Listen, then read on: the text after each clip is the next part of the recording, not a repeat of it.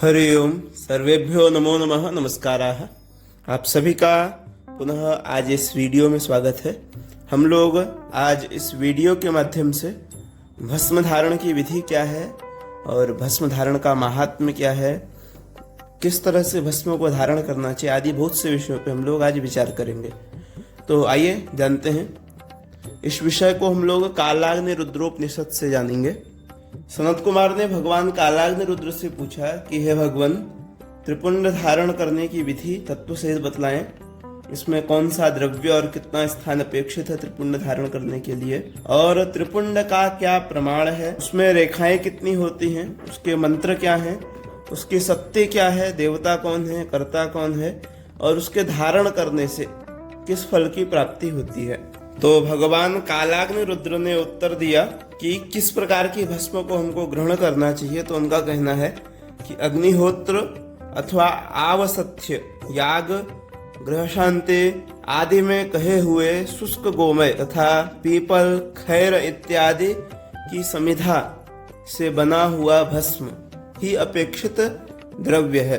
तो हाथ में भस्म को ग्रहण करके आगे कुछ मंत्र हैं, उन मंत्रों का पाठ करते हुए भस्म को अभिमंत्रित करना है। तो आइए जानते हैं। ओम सद्यो जातं प्रपद्यामि, सद्यो जाताय वै नमो नमः। भवे भवेनाति भवे भवस्व मां, भवोद्भवाय नमः।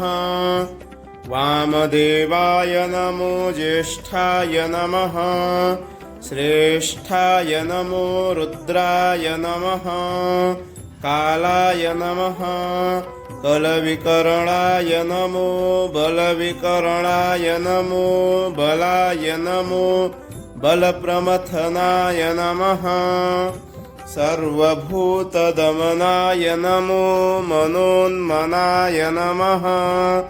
अघोरेभ्योऽथ घोरेभ्यो, घोरघोरतरेभ्यः, सर्वेभ्यः सर्वसर्वेभ्यो नमस्ते अस्तु रुद्ररूपेभ्यः। तत्पुरुषाय विद्महे महादेवाय धीमहि, तन्नो रुद्रः प्रचोदयात्। ईशानः सर्वविद्यानां, ईश्वरः सर्वभूतानां, ब्रह्माधिपतिर्ब्रह्मणोऽधिपतिर्ब्रह्मा शिवो मे अस्तु सदा शिवो मा। तो इन 5 ब्रह्म संज्ञक मंत्रों से भस्म को बाएं हाथ में लेकर के दाहिने हाथ से उनको क्या करना है, अभिमंत्रित। फिर आगे अगला मंत्र है, उससे भी उसको अभिमंत्रित करना है। ओम अग्निरिति भस्म, वायुरिति भस्म, व्योमेति भस्म, जलमिति भस्म, स्थलमिति भस्म। इन मंत्रों से उस भस्म को अभिमंत्रित करें। उसके बाद आगे अगले मंत्र से उसका समुद्धार करें।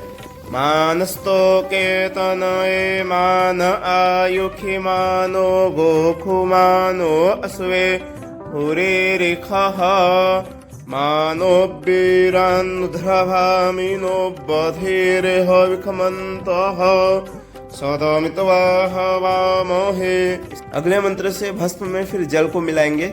मानो महान्तमुत मानो अर्भकं मान उक्षन्तमुत मान उक्षितं मानो बधिः पितरं मोत मातरं, मानः प्रियास्तन्वो रुद्ररेरिखः।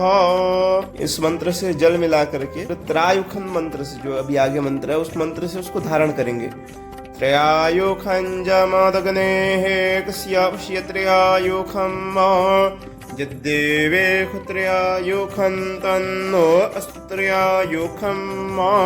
तो इस मंत्र से भस्म को मस्तक पर, ललाट पर, वक्षस्थल पर, कंधों पर इत्यादि स्थानों पर धारण करें।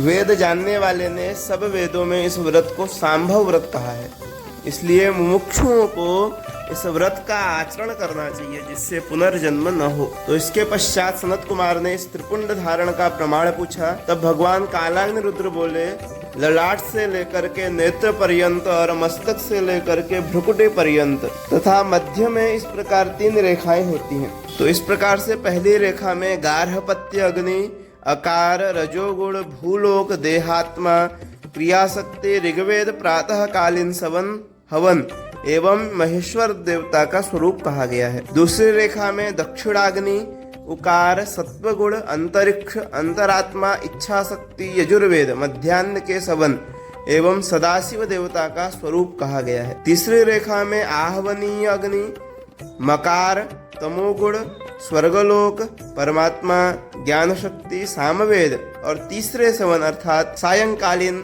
हवन का स्वरूप महादेव देवता का स्वरूप कहा गया है। तो इस प्रकार से कोई भी विद्वान, ब्रह्मचारी, गृहस्थ, वानप्रस्थ अथवा सन्यासी ऊपर कही गई विधि से भस्म का त्रिपुंड धारण करता है तो वह महापातकों तथा छोटे पापों को नष्ट कर पवित्र हो जाता है तथा उसे सब तीर्थों में स्नान करने का फल मिल जाता है। वह सारे वेदों का अध्ययन कर लेता है और सब देवों के रहस्य को जान जाता है और वह निरंतर सर्व रुद्र मंत्रों के जाप का भागी बन जाता है। वह सब भोगों को भोगता है तथा देह त्याग के बाद वह शिव सायुज्य हो जाता है, उसे पुनर्जन्म धारण नहीं करना पड़ता। यही भगवान कालाग्नि रुद्र ने कहा।